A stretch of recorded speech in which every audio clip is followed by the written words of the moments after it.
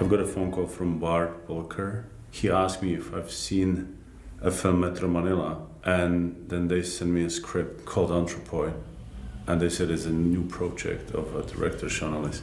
It's very rare that a script comes to my desk and I can't put it down. And it really was one of those scripts that not only did I want to learn more about World War II, but really wanted to get in and really figure out how big of a part Prague and Czechoslovakia had during World War II. I got sent the script and a little bit of a bio about who was involved in it and everything. I'd just seen Metro Manila, which is a film that Sean Ellis wrote and directed, and I'd literally just seen it 3 weeks before or something, and I thought it was one of the best movies I've ever seen in my life. So my wife was with me and I said, I've just been sent a script by the guy who did Metro Manila, and she was like, wow, could we watch it together? I just knew instantly I wanted to do it regardless of what it was about. Also, Cillian Murphy was already attached, so I'm a huge fan of Cillian's anyway. I'd heard a lot about Metro Manila, but I hadn't seen it. So I watched Metro Manila, and it kind of knocked me out. I was really, really blown away by it. Myself and my wife watched it, and it kind of had a big impact on me. And then I read the script. Well, I have a very, very simple rule with reading any script, and that is it needs to keep your attention. You know, if you're reading it and then you go, oh, I really need to cut the grass or have a cup of tea or go to the shop, I'll just put it down. Then to me, it's out. But with this one, it was just straight through. You know, it was so compelling.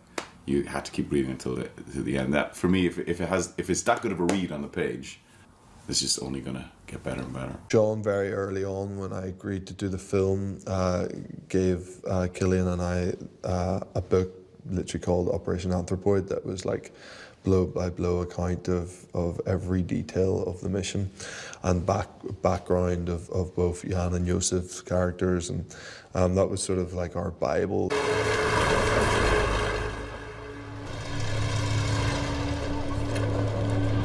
Prostě něco, co vlastně, ačkoliv jsme se to víceméně učili ve školách a známe samozřejmě někdo víc, někdo méně teoreticky.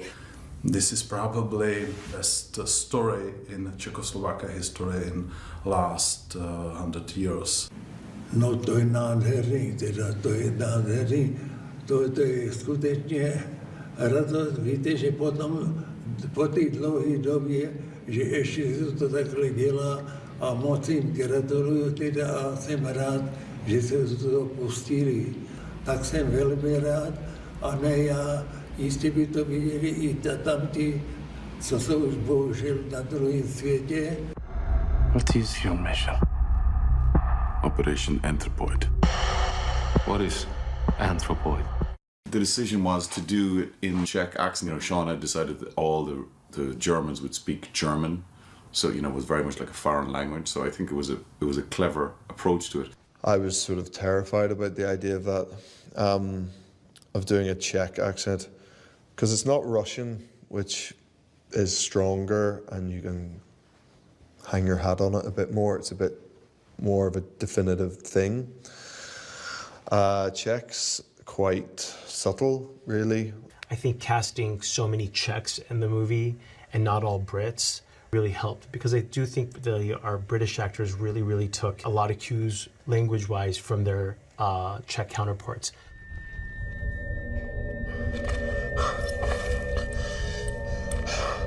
This is the last one. For us.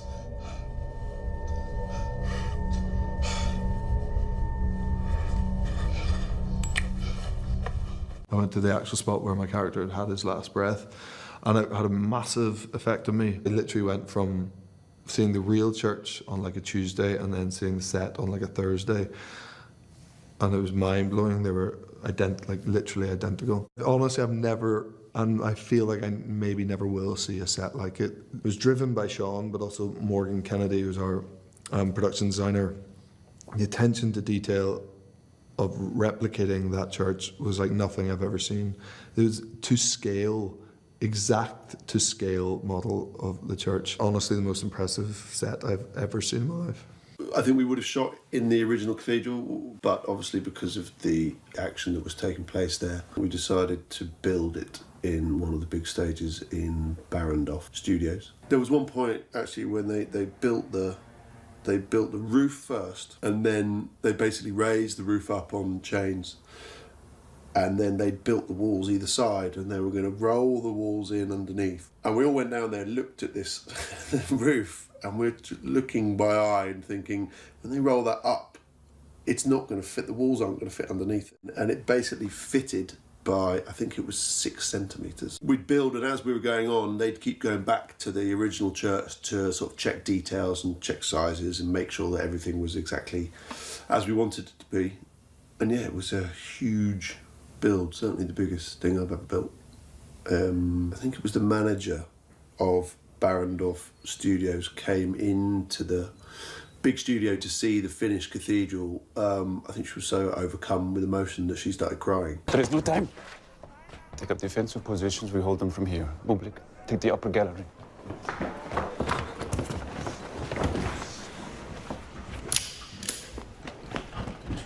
Heydrich's car, when we first started very early on, we tried to find a replica of the Mercedes that he was driving when he gets assassinated. There were a few options that we could have hired, but none of them were the exact car. So in the end, we made the decision to build the car from scratch. Again, to keep, faithful to history and faithful to the accuracy of the story. We managed to find a Mercedes museum, and he had some of the panels and some of the original mouldings and some of the original pieces of chrome and some of the original headlights, which he would basically rent us. We made our own seats, and I think we made our own dashboard, and we made our own steering wheel and bits and pieces. I still think it was worth it.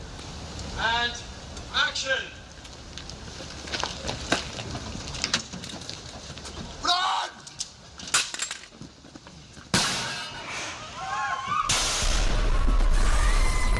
We were very lucky that the atmosphere that Sean created on set and off set was sort of familial. So everybody spent a lot of time together and socialised together, and I think that does, by sort of osmosis or weirdly, transfer onto the performances. First time for me to have a director like behind the lens directing you, it gives you a real connection. It was very much like me, Jamie, and Sean were like making this thing together, and he was right there, like even all the action scenes, like. His commitment to this story, to these guys, to this piece of history, to these two heroes was phenomenal. He'd been doing all this sort of training leading up to it for months, in terms of like a lot of the stuff was handheld, like on the shoulder. So he'd been doing all this very specific exercise. Sean had been writing this and had been in his head for 12 years before it came into actually making the movie. So he had a lot of time to think about how he wanted this movie to look. He was just so prepared physically and mentally to take on this project. I've never in my career had a director who's gone so far in terms of setting up visually how he wants the sort of major scenes to play out. We're under siege in this church, and these Nazis come in, and I stood up and I fired off the gun. It was very light, the trigger, lighter than it had been at any time, just for this take. And the gun just went off so fast, and I was almost screaming, and the adrenaline was so sort of huge with me. I had such a will to do it that I almost sort of scared myself. Well, I think for this film to succeed, the relationship between Joseph and Jan had to be, you had to feel it, and it had to be real. And unfortunately, Jamie Dornan is a cock, so that was tricky. But no, change. Killian, who was Killian? Which one was Killian? Oh yes, Killian. He's the older one. Yeah, no, he was great. I think I don't remember a lot about him. Jamie is not just like the most beautiful man on earth, he's also very, very, very funny. And he's got no ego, which is so rare and precious.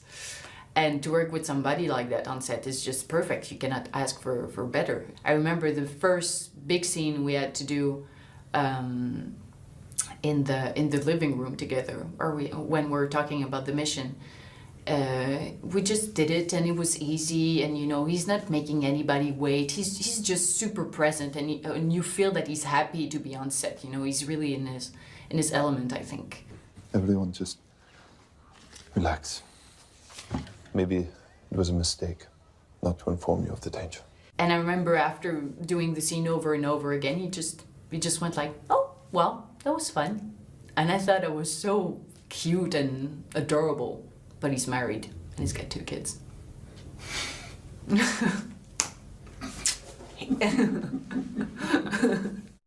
As a producer, when you have an actor that not only is available to talk to anybody, but is also so incredible at his craft, you just feel safe. And watching the monitors every time Cillian was on, it was almost one of those things where you're like, the scene's going to play out incredibly well, and all those actors around him are going to step up because they're next to Cillian Murphy. I need to get my family out of Prague.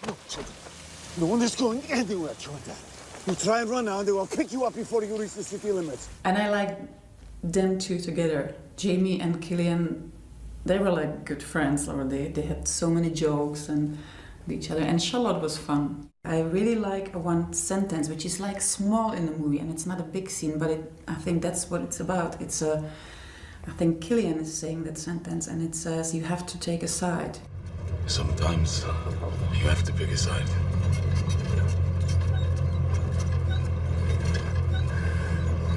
Would you prefer it with us? Stadtpolizei! Alles durchsuchen! Los! I just feel very proud that we've made what I think is a great movie. I feel proud for Sean. And I feel proud to, have told a very important story in world history, not just like Czechoslovakia. Úspěch byl největší snad z těch skupin. To byla v celém světě vědět. O tom se vědělo, že co se tady událo. A nejen to, bylo taky zrušeno, Anglie zrušila hned tenkrát tu dohodu, potom to i Francie zrušila a tak dále a bylo to všude známý,